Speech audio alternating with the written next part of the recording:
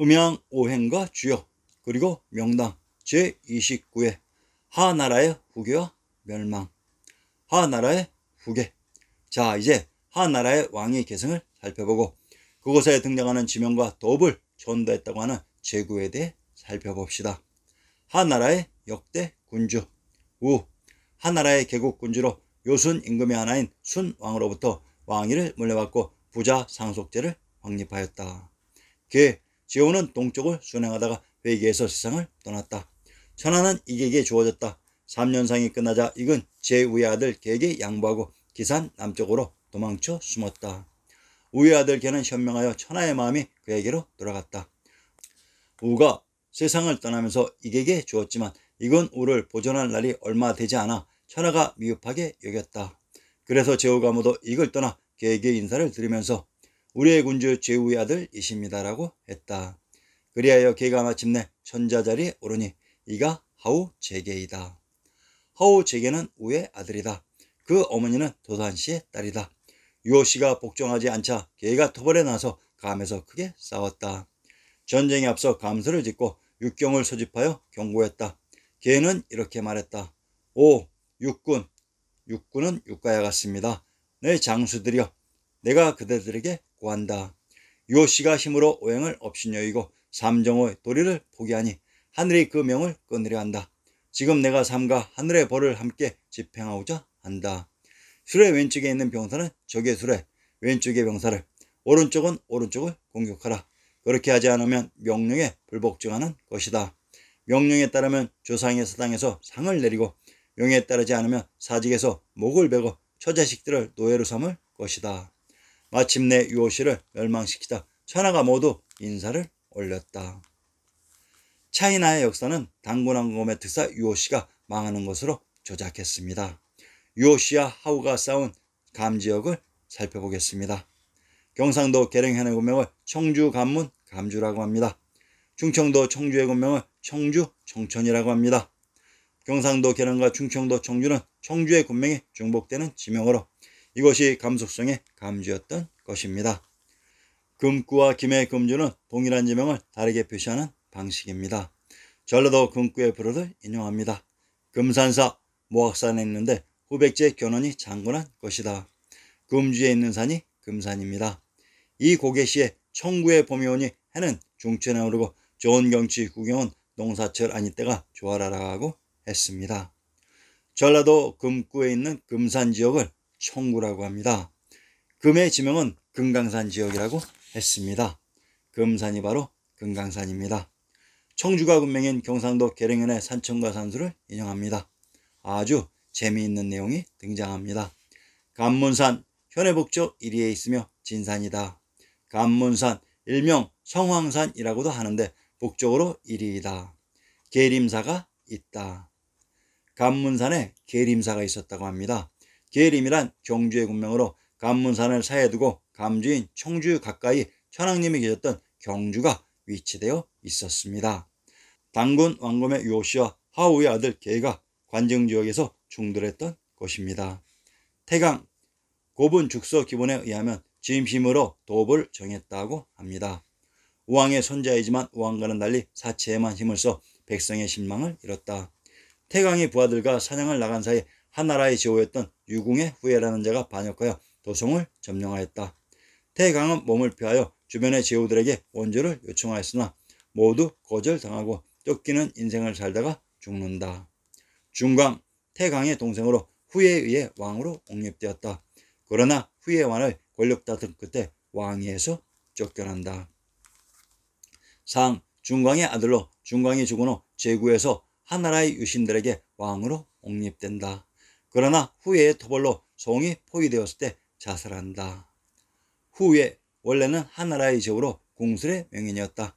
태강의 민심을 잃자 그가 사냥을 나간 틈을 타 도성을 점령하고 태강의 동생 중광을 옹립하였다. 그러나 중광은 후예의 부하인 회하를 쫓아내고 백봉이라는 제후를 이용해 후예를 견제하려 했다. 이렇게 중광이 자신의 손을 벗어나 재립할 움직임을 보이자 후예는 중광을 쫓아내고 직접 왕위에 올랐으며 백봉 등 중광을 지지했던 제후들을 단합하였다. 왕위에 오른 뒤에는 백봉의 어머니이자 천하의 미인인 현철을 왕비로 삼았다.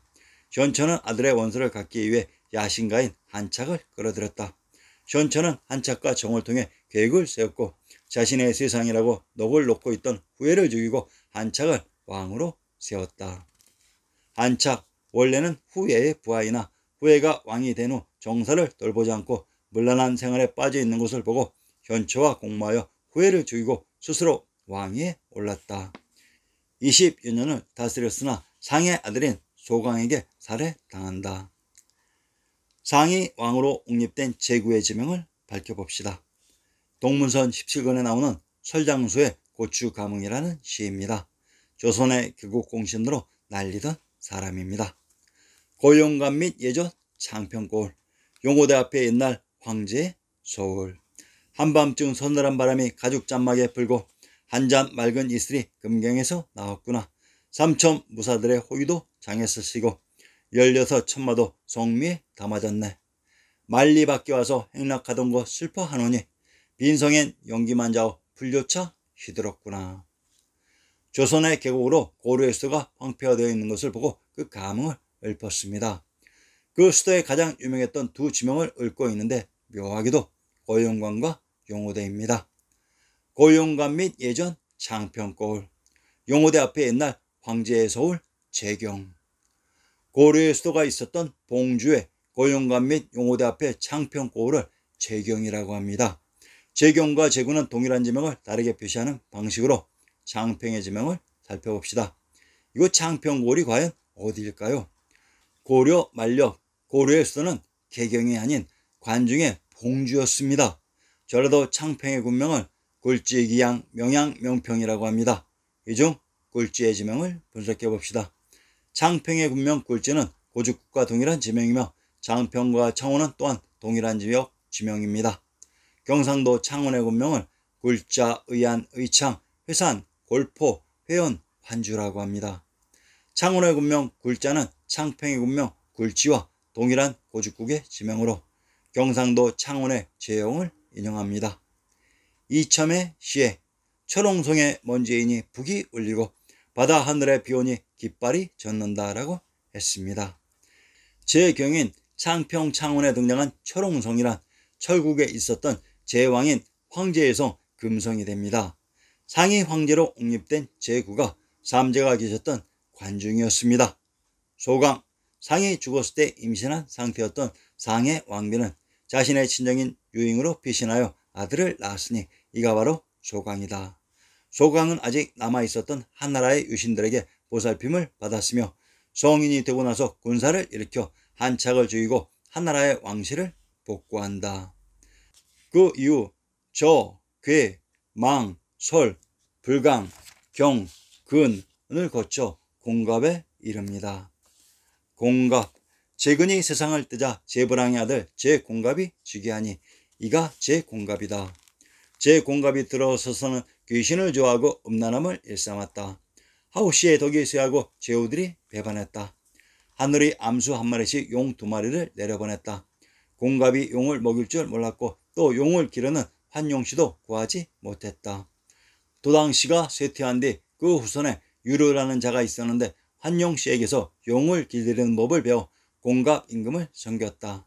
공갑이 그에게 오룡씨라는 성씨를 주었고 시위의 후손의 땅을 받았다. 용 암컷이 죽자 하우에게 먹였다. 하우가 사람을 시켜 용을 찾자 무서워 다른 곳으로 도망갔다.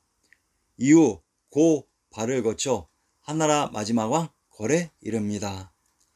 한나라의 마지막 왕 걸, 포악하고 사치를 즐기던 한나라의 마지막 군주, 상나라의 주왕과 함께 최악의 폭군으로 부른다. 이 이윤의 간언을 무시하고 국정을 제멋대로 하다가 상나라의 시조인 탕왕에게 패하여 목숨을 잃는다. 걸은 명조로 달아났다가 결국은 추방되어 죽었다. 걸은 사람들에게 내가 하대에서 탕을 죽이지 못해 이 지경에 이르렀으니 후회스럽다라고 했다. 탕이 천자 자리에 올라 하왕조의 천하를 대신했다. 탕은 하의 후손을 제후에 봉했고 주 왕조 때에는 기에 봉했다. 하나라의 마지막 왕 걸이 도읍한 곳은 하남이었다고 합니다. 그러면 탕왕의 공격으로 걸이 도망간 명주의 지명과 주 왕조 때 하의 후손을 봉한 기 땅에 대해서도 살펴보겠습니다. 하남, 경상도 하동의 군명을 하남 청하라고 합니다. 경상도 예천의 군명을 양양 청하라고 합니다. 강원도 양양의 군명을 익현 동령이라고 합니다. 평안도 개천의 군명을 익주 연주 조양이라고 합니다. 상기에 등장하는 장소는 모두 동일한 지역의 다른 표기 방식으로 하남이란 관중에 흐른 한강의 남쪽인 왕부의 부도가 있었던 박터를 하남이라고 합니다. 한나라 마지막 왕 궐이 제왕의 성인 한성 국내성에 있었습니다. 명조, 신증동국 여지있으나면서 지리의 특성은 지명의 맨 앞에 있는 글자에 의해 지명의 특성이 결정됩니다. 전라도 창평의 군명은 굴지, 기양, 명양, 명평이라고 합니다. 명양, 명평, 명조는 동일한 지명을 다르게 표시하는 방식으로 창평은 관중의 제왕의 도시로 결국 관중 내에서 도망갔던 것입니다. 기, 충청도 진잠의 군명을 정현, 기성, 진현, 진령이라고 합니다. 경기도 풍덕의 군명을 정주, 여정, 해풍, 하원이라고 합니다. 충청도 홍주의 군명을 운주, 안평, 해풍, 홍량이라고 합니다. 함경도 고원의 군명을 동령, 홍원, 고주라고 합니다. 강원도 홍천의 군명을 화산이라고 합니다. 충청도 진잠의 군명이 기성으로 이곳이 하우의 후손이 주 무왕으로부터 봉지로 받은 곳입니다. 충청도 진잠의 군명 정형과 경기도 풍덕의 군명 정주는 동일한 지명을 다르게 표시하는 방식이며 경기도 풍덕과 충청도 홍주는 해풍의 군명이 중복되는 동일한 지명으로 홍주의 군명 안평은 안평 대군의 봉지이며 평안도 안주와 동일한 지명이며 이곳이 하의 근원인 하양이며 고원의 군명 고주는 고양과 동일한 지명입니다. 충청도 진잠의 군명 진형과 진주, 진도는 또한 동일한 지명을 다르게 표시하는 방식입니다. 전라도 진도의 누정을 인용합니다. 최범은의 시에 이 정자 누가 푸른 강가에 지었는고 끝없는 누렁 갈대와 푸른 대숲이로구나. 버들 언덕에서 팽택령을 반가이 만나고 도원의 무릉 사람을 찾나라고 했다. 무릉 도원이란 무주에 있었던 능으로 관중의 일정 지역을 봉지로 받은 것입니다. 한나라의 마지막 왕 궐이 있었던 곳이 관중의 제왕의 성 한성인 국내성이었습니다.